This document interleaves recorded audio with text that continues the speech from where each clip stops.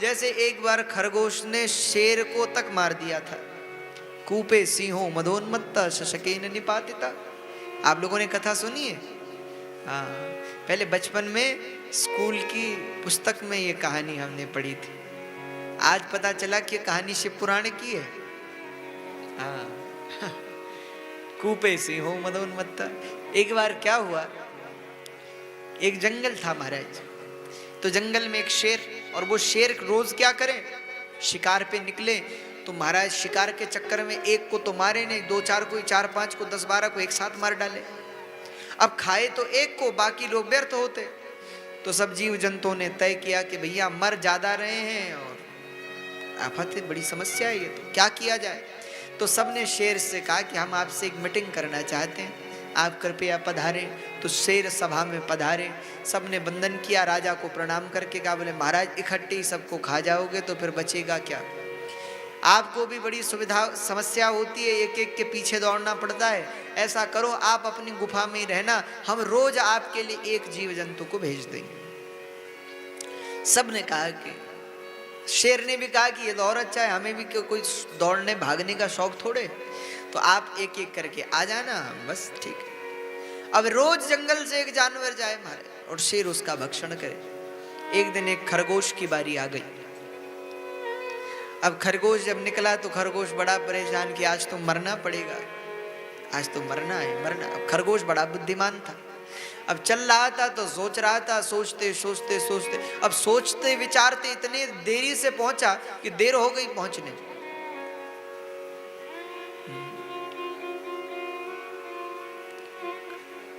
अच्छा, बचपन की एक बात है, आप लोगों को बताऊं।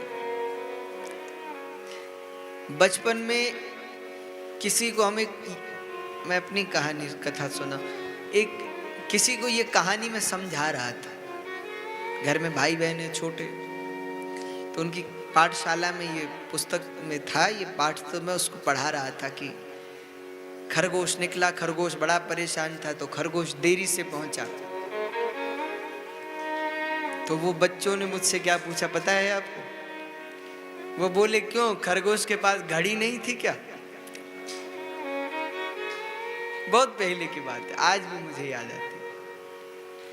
तो खरगोश देरी से पहुंचा शेर के पास, जो समय था उसे देरी हो गई।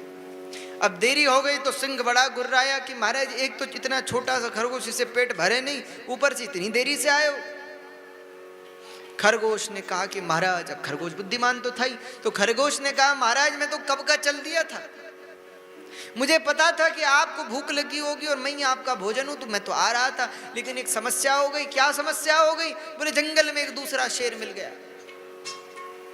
अच्छा, तो बोले उसने कहा कि तुझे मैं खाऊंगा। तो बोले तुमने क्या कहा? बोले मैंने कहा कि भैया मुझे हाथ जोड़ता हूं, मुझे छोड़ दो, क्योंकि मैं महाराज का भोजन हूं, मुझे उनके पास जाना है। शेर ने कहा अच्छा, तो तुमने बताया नहीं उसको मेरे बारे में? खरगोश ने कहा बताया ना महाराज। तो बोले उसने क्या कहा? बोले वो कह रहा था कि वो कौन कहेगा शेर, यहाँ का शेर मैं हूं। अच्छा, उसकी इतनी हिम्मत? तो भैया खरगोश अब तुझे बाद में खाऊंगा, पहले उससे निपट कर आ जा। कौन है वो? हमसे बड़ा शेर बन रहा है, जरा दिखा हमें, ले चल।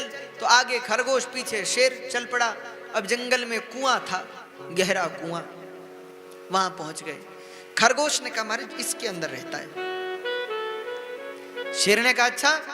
तो शेर ने उसके अंदर देखा, और जैसे ही अंदर देखा तो उसको अपनी परछाई दिखाई, पानी में अपना प्रतिबिंब दिखा। तो जैसे ही अपनी प्रतिबिंब देखा, अपनी परछाई देखी, तो शेर ने कहा कि शेर तो सच में है इसमें। अब शेर गुर्राया, दहाड़ लगाई उसने। अब जैसे ही दहाड़ लगाई तो कुएं में दहाड़ लगाई तो आवाज लौट करके आई।